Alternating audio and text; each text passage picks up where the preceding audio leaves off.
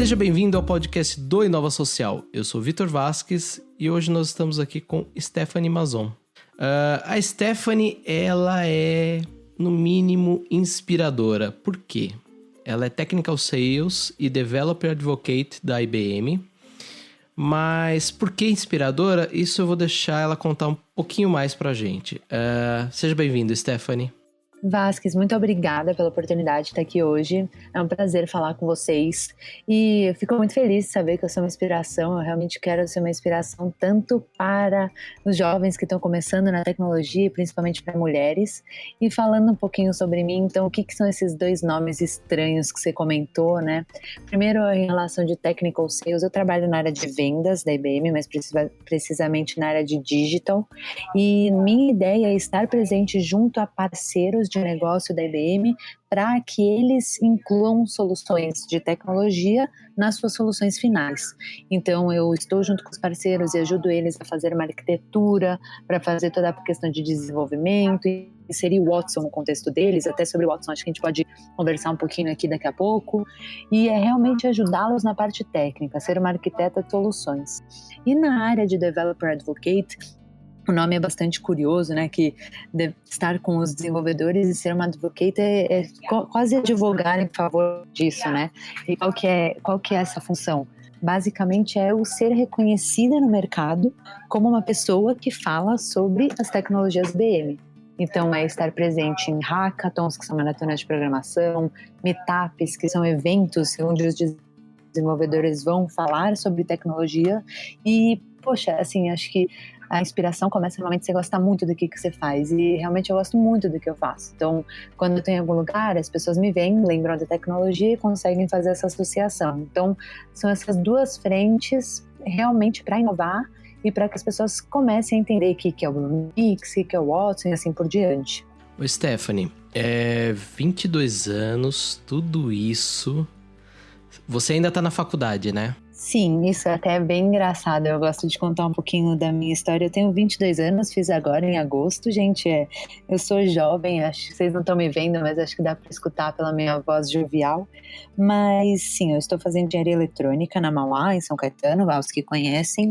E é muito curiosa a história, que quando eu entrei na Mauá, eu não queria fazer a faculdade. Eu queria porque queria fazer engenharia eletrônica, mas eu queria ir para uma faculdade pública. Eu entrei na Mauá e passei super bem, falei, agora eu preciso fazer alguma coisa que realmente me traga valor aqui na faculdade, senão vai ser mais uma, né? Eu era aquela menina nerd que ia passar nas matérias, mas eu queria ter alguma razão a mais para ir para a faculdade. Então, primeiro a empresa júnior da UA, na qual foi muito curiosa, eu trabalhei exatamente na área de projetos e ações sociais, e logo depois eu consegui uma iniciação científica na área de acessibilidade. Eu fiz um software para traduzir Libras, a linguagem de sinais. É curioso falar que sim, eu sei falar Libras, mas eu só sei falar me traz uma pipoca e bom dia. Acho que são as únicas coisas que eu lembro até hoje. Mas então, depois de pedir a pipoca, né, eu vim na IBM um dia, que eu sempre tinha muita curiosidade por essa empresa, e vim falar com o head de inovação da área de pesquisa, Sérgio Borger, aos que conhecem, e vim conversar com ele, porque eu estava para apresentar a minha iniciação. Eu queria ter uns insights, algumas coisas. Eu sei que quando a gente terminou a reunião, ele falou, você começa a trabalhar aqui amanhã? E aí, no momento, eu falei, não. Eu tinha 17 anos, 17, 18 anos. Falei, não, saí da IBM. Sabe quando você sai e fala, caraca, eu acabei de recusar meu emprego. Aí eu comecei a chorar. Liguei pra minha mãe e falei, mãe, eu acabei de recusar um emprego que eu nem tentei. E, bom, no final das contas, eu conversei muito com a minha mãe. Minha mãe sempre foi uma grande conselheira pra mim. Ela falou, Stephanie, você foi totalmente correta. Você tá fazendo uma iniciação, esse é seu foco. Mas eu sei que se você quiser, você vai conseguir. No dia que eu apresentei a iniciação, eu liguei pro Sérgio e falei, e agora, tem uma vaga? Passei pelo processinho e entrei na área de pesquisa. E desde então, minha carreira alavancou totalmente aqui dentro. Eu comecei na área de pesquisa, é muito curiosa aqui dentro. Eu consegui desenvolver 3 patentes. Isso acho que é uma das coisas para falar que é mais doida de todas, é ter uma ideia que nunca ninguém criou. E depois das 3 patentes participei de projetos extremamente inovadores relacionados com saúde e educação, e as pessoas mudarem seu modo de modus operandi, né? No momento que você tem uma certa doença e ao mesmo tempo a tecnologia te ajudar com isso. E passados 1 ano e meio eu consegui ser efetivada mudando para esse novo cargo. Então realmente para mim é extremamente gratificante contar a minha história de uma coisa que começou sem querer e hoje, graças a Deus, cheguei onde cheguei. Fantástico, eu tô sem palavras e eu acho que quem tá escutando a gente também. Mas uma coisa me chamou a atenção que você falou muitas vezes a palavra eu não queria, e a gente escreveu um texto aqui no Inova Social falando sobre uma organização nos Estados Unidos, em Los Angeles, que é a Do It Yourself Girls, que eles fizeram uma pesquisa e cerca de só 15% das meninas da 4ª à 8ª série tinha interesse no STEAM, que eles chamam, né? O STEAM é Ciência, Tecnologia, Artes e Matemática. Você tá num mercado que a gente sabe que é um mercado... eu não vou usar a palavra machista porque eu acho que abre pra gente discutir outras coisas. Mas é um mercado muito masculino, né? Quando que você se viu e falou assim, quero ser engenheira, vou fazer isso na Mauá e vou seguir isso na minha vida? Quando que você sentiu isso? Porque você falou que é muito fazer o que gosta, né? Essa história é muito engraçada também. Eu sou judia, não sei se já sabia sobre isso, Vasques, mas eu estudei em uma escola judaica e eu tinha período integral de aula lá. E eu sei que no primeiro colegial eu tive 2 aulas de hebraico seguidas. Eu falo hebraico também, gente, mas esse eu sei pedir mais do que somente uma pipoca. E, bom, no final da aula de hebraico, a gente teve a primeira aula de física. Eu tava super cansada, né? Depois de um dia intenso. De aula de hebraico, né? De aula de hebraico, né? Poxa, caramba, o que eu vou fazer agora? Eu tive a primeira aula de física da história, sabe assim? Eu nunca tinha tido nada relacionado, tinha muita matemática, eu sempre gostei muito. E eu sei que eu tive a primeira aula de física e foi a primeira vez que a gente usou aquelas lousas digitais, que, sabe, meio que faz não um holograma, mas faz uma lousa digital e o professor consegue tocar. E eu lembro que tive a primeira aula, eu olhei pra cara da professora e falei, como isso funciona? Né? Que eu nunca tinha visto, assim. E aí ela falou, você quer saber como isso funciona? Você tem que fazer engenharia. Tava puxando a bola, certeza, né? Ela queria que eu fosse pra área dela, começasse a gostar. E eu só sei que eu me apaixonei. Eu falei, meu Deus, eu não só comecei a pensar como a lousa funciona, mas abri uma coisa na minha cabeça que eu falei, eu quero entender como tudo funciona.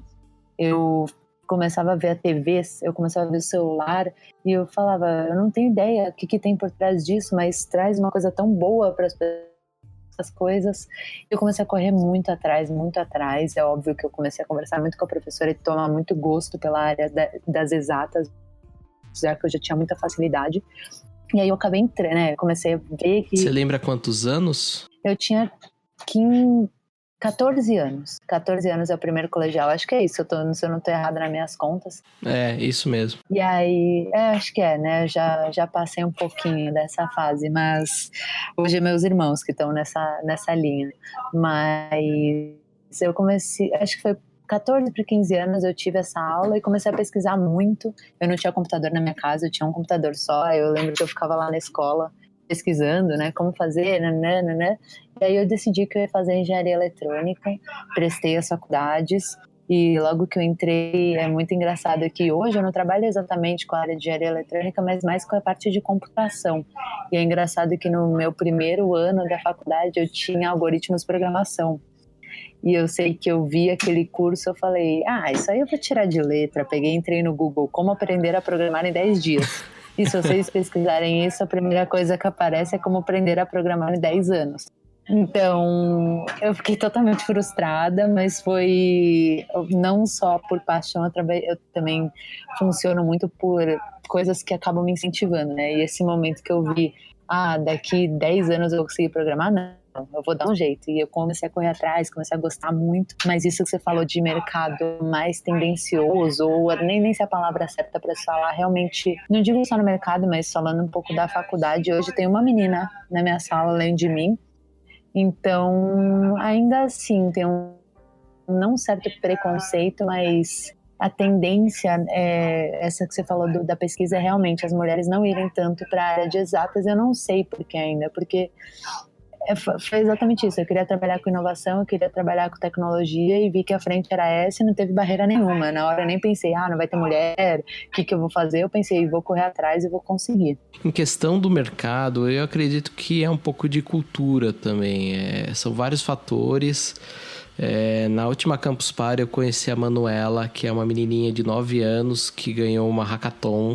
Eu conheço a Manu também, já somos amigas. Então, a Manu é fantástica e, enfim, acordei hoje com a mensagem dela e falei, já começou o dia super bem. Ela é uma e eu acho que a gente, nós colocamos no Inova que a gente precisa de mais Manus, de mais pessoas como você. Eu acho que a gente não tem que ter medo e tem que fazer o que a gente realmente gosta, né? Uhum.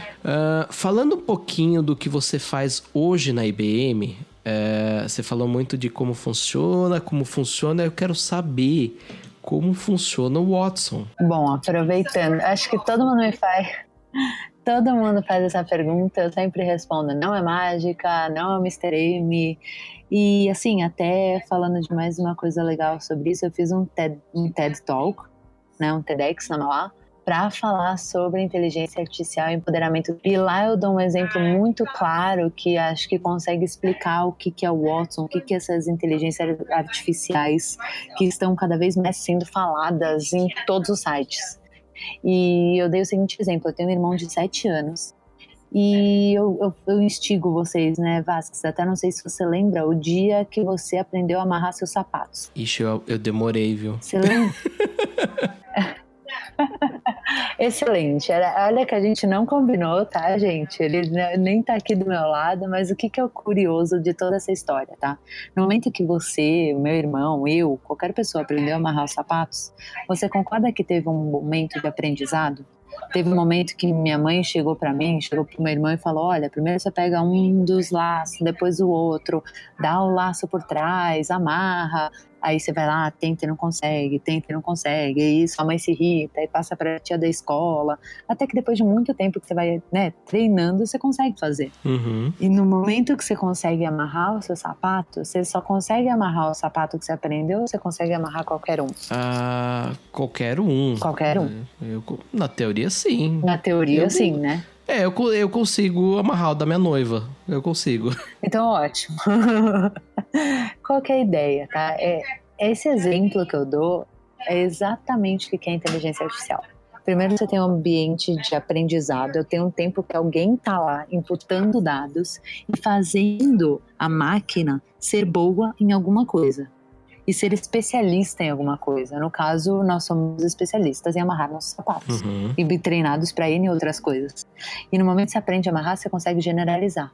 E essa generalização é a grande mágica que tem na inteligência artificial, que é a capacidade de aprendizado para passar para outras coisas. Por aí, trazendo exemplos já para tentar deixar um pouco mais claro o que é o Watson. O Watson, perdão, era uma super máquina que começou em 2011. Ela ganhou o Jeopardy, que é um jogo de desafio de perguntas e respostas lá dos Estados Unidos. E depois que ele ganhou esse super desafio, os pesquisadores da IBM começaram a falar, nós precisamos fazer alguma coisa diferente, alguma coisa inovadora, que traga mais valor que somente uma super máquina que responde perguntas e respostas. E sim, começaram a investir muito dinheiro e hoje são 12 microserviços, né? São APIs, Application Program Interfaces, que estão na cloud, estão na nuvem, e qualquer pessoa pode utilizar o Watson. Então qualquer pessoa pode treinar a máquina. Isso que é muito legal. Isso é a democratização da tecnologia clara para mim. É um jeito fácil de falar que, poxa, a Stephanie, que é programadora, que trabalha na IBM, está usando o Watson, mas alguém que vai estar escutando esse podcast vai poder entrar no Google, programar o Watson, não precisa nem falar o link, não precisa nem entrar no www.bluemix.net para conseguir usar isso, entendeu? Qualquer pessoa consegue acessar, é uma startup, é uma empresa gigantesca, são bancos, são qualquer um. Isso é muito legal. Qualquer um pode acessar e utilizar o Watson para chatbot, por exemplo, né? Gente, eu vou dar um spoiler que eu descobri que o Vasquez fez um chatbot, tá? É. E vale falar, Stephanie, vale falar que, assim, acho que pouca gente sabe um pouco da minha história, né? Mas eu sou designer, ou seja, eu não sei uma linha de programação. E quando eu fui na IBM, conheci a solução, eu falei, poxa, eu vou começar a brincar com esse negócio. E eu comecei a montar um bot da minha cachorra. Eu falei, deixa eu ver como que funciona isso, né? E não é que tá funcionando? Um cara que nunca escreveu uma linha de programação estava conseguindo programar. Isso aí até já responde um segundo ponto bem importante do que é inteligência artificial, ou melhor, né? O que é computação cognitiva, que é como a gente chama aqui mais forte na IBM, que é um dos termos que a gente usa para inteligência artificial, se vocês virem no mercado, na literatura. É a capacidade da máquina ajudar um ser humano e fazer essa troca, porque o ser humano é muito bom em algumas coisas e a máquina vai ser boa em outras coisas. E aí o mais importante de tudo isso é que no momento que a gente torna a máquina boa, a gente está ensinando ela e está passando o nosso conhecimento. Então, cara, um exemplo, você é um designer, não vou nem falar a palavra, entendeu? Super bom, né, para não falar aquelas palavras que não devem aqui nas horas para menores de 18, mas você concorda que a máquina não é assim? E você vai ensinar isso para ela. Então você vai tornar ela especialista nisso.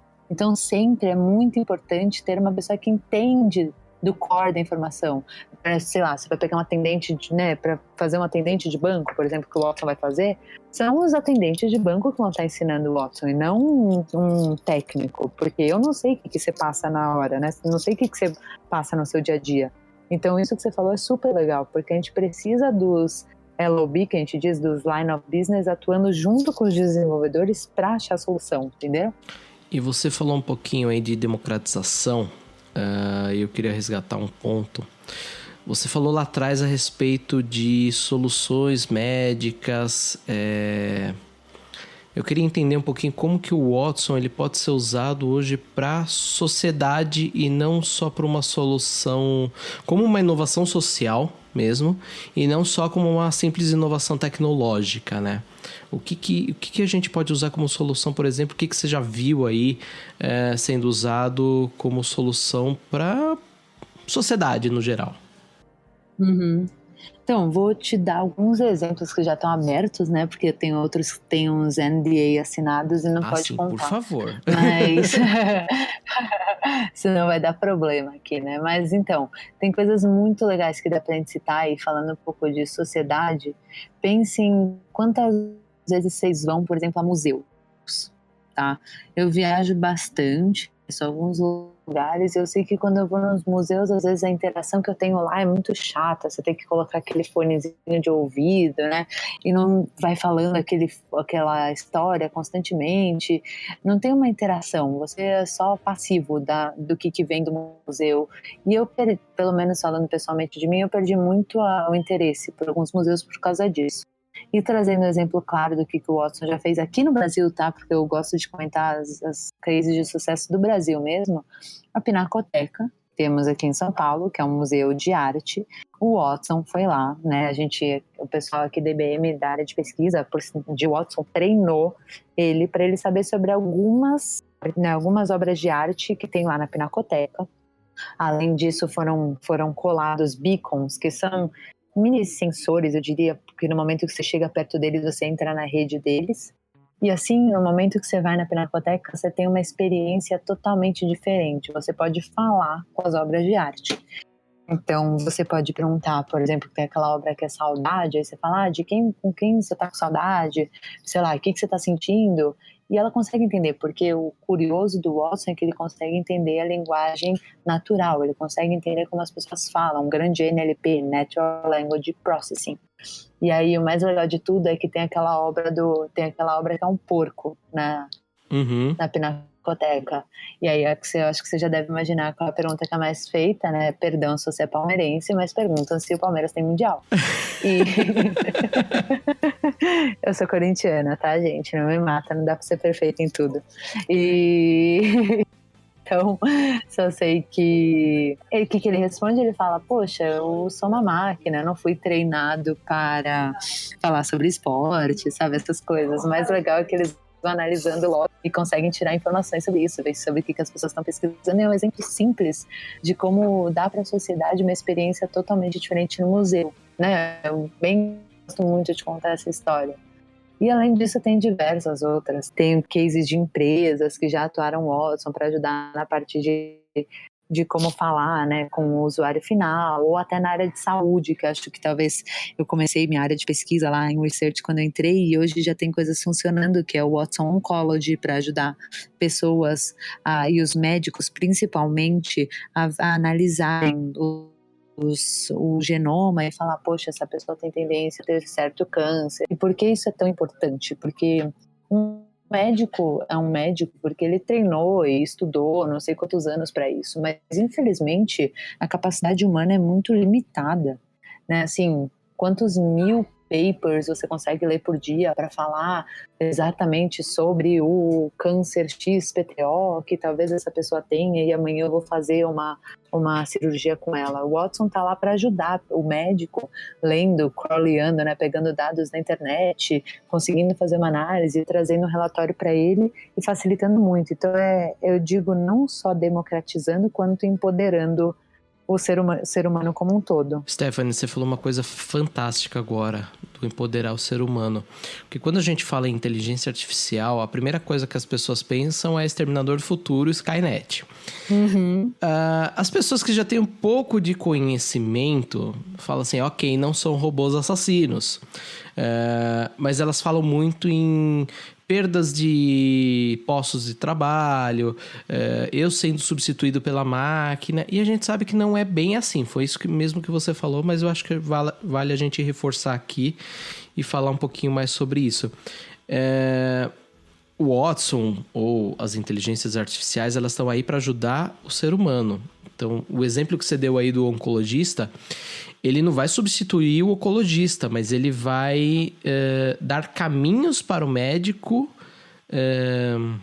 Como que eu posso dizer? Ele sinaliza problemas. Ele fala assim, olha, exatamente, nesse caminho tem uma pedra, mas ele não fala onde que tá a pedra, né? Tudo depende da solução, tá? Assim, o Watson Oncology especificamente, eu nem sei exatamente quais são as respostas que ele dá, mas de um modo geral, ele talvez pode até falar onde tá a pedra, entendeu? Mas o mais importante de se entender é como é que ele conseguiu isso? Porque alguém foi lá e ensinou para ele primeiro. E além disso, ele tá ajudando o médico, no caso, a fazer outras coisas e dar o tempo dele para uma coisa que talvez tenha muito mais valor.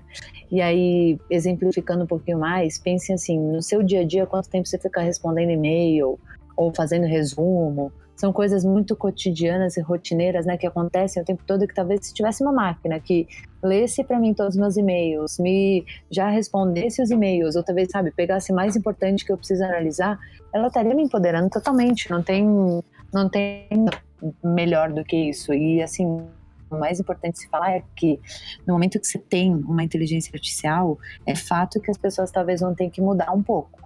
Talvez com novas tecnologias estão mudando os postos de trabalho, estão mudando os meios de comunicação, então as pessoas vão ter que se adaptar a isso, mas eu tenho certeza que eu posso dizer assim, por tudo que eu venho estudando, que ela não vai substituir a gente, mas sim veio para somar. Muito claro que a gente tenha mais tempo para atuar nas coisas que fazem diferença, que tragam valor para a gente e que a gente continue fazendo o que a gente gosta. Acho que isso é o mais importante. Eu vejo desse jeito, tem muita gente que discorda, mas eu acredito muito nessa questão do empoderamento, que foi até o que eu falei no TED, por sinal. Aliás, lembrando que a gente vai deixar os links aqui no podcast, tanto do TED quanto do Blue Mix, então acho que vale a pena. Eu, para falar a verdade, Stephanie, eu só queria uma inteligência artificial que categorizasse meus e-mails. Isso daí eu também. Porque só isso já ia me ajudar tanto. E olha só, não ia roubar meu trabalho. Então, não ia roubar teu trabalho. Acho que nunca vai roubar o trabalho de ninguém. Eu acho que é essa questão de estar junto, entendeu? E o e-mail, poxa, assim, eu acho que a coisa que eu mais quero é ter tempo para conseguir implementar alguma coisa nesse tipo. Não sei se tem. É óbvio que vem um pouco da implementação, mas seria fantástico tirar aquela lista de e-mails e conseguir ter mais tempo para mim, com certeza.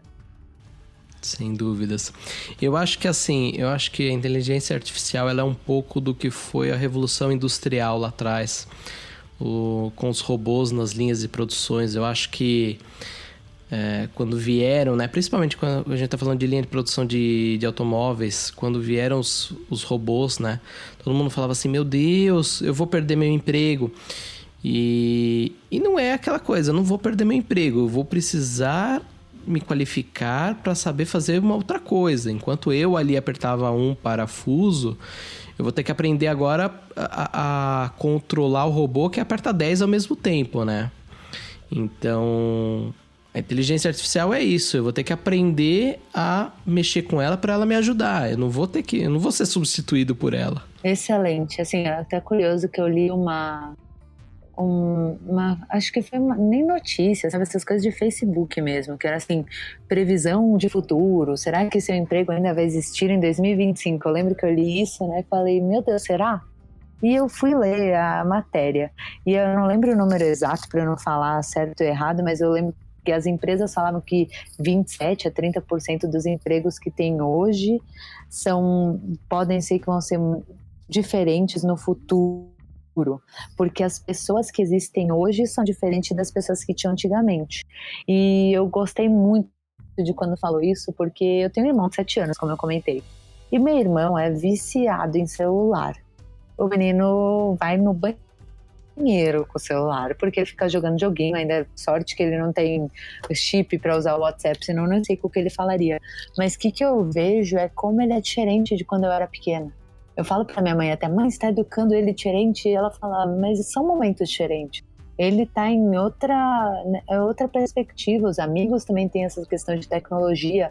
Ele abre, liga, vê Chromecast, coloca Apple TV muito mais fácil do que eu e muito mais fácil do que minha mãe quando eu era pequena, porque ele nasceu desse jeito.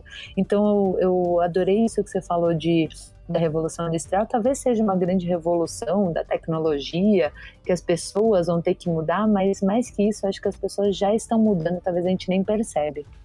Fantástico.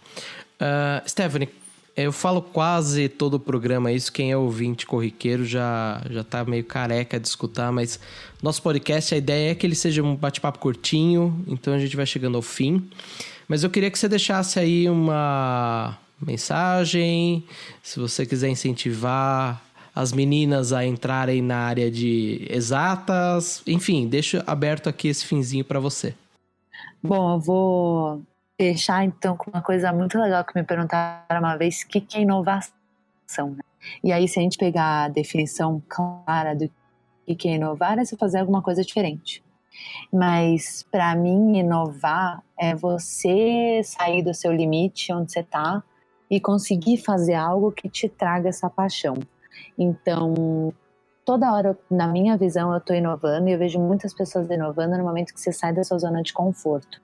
Então, para você menina, ou para você, nem só meninas, eu digo para todo mundo jovem que quer trabalhar na área de tecnologia e acha que você vai ter que seguir um grande tempo para conseguir fazer alguma coisa legal, peguem esse exemplo de mim. Eu nem gosto, sou super envergonhada, mesmo que eu tô toda hora em público, pessoas falarem sobre mim, eu falo, peguem exemplos de pessoas que já têm um sucesso, já mostram o quanto elas gostam do que fazem, e faça também, e saia um pouquinho da sua zona de conforto para fazer algo diferente, porque dá para fazer. E quanto mais você gosta do que você faz, mais as coisas vão aflorando a seu favor. Assim, quanto mais eu mostro que eu gosto do que eu tô fazendo, mais as coisas começam a dar certo, porque mesmo que tá dando errado, você corre atrás e, cara, não tem menina na sala, e daí vai ser mais divertido, tecnologia cada hora tá mudando, e daí vamos correr atrás. É isso, assim, inove para você mesmo, porque dá certo e traz toda a gratificação no final. Eu digo, por mim, com 22 anos, eu estou totalmente realizada. Esse é só o começo, assim, meu sonho é um dia chegar a ser Distinguished Engineer, que é o cargo máximo aqui dentro na IBM, na área de parte técnica. E vamos trilhando, e é uma barreira que um dia eu chego lá. Então, que fica essa mensagem para todos, não só na área de tecnologia, mas inove com si mesmo. Assim, posso até estar usando a definição errada, mas é uma coisa que para mim faz muito sentido hoje, e espero que passe um pouquinho disso para todo mundo. Stephanie, fantástico. Parabéns. A gente vai encerrando por aqui. Na semana que vem a gente está de volta aqui no Inova Social. Até o próximo episódio. Tchau, tchau.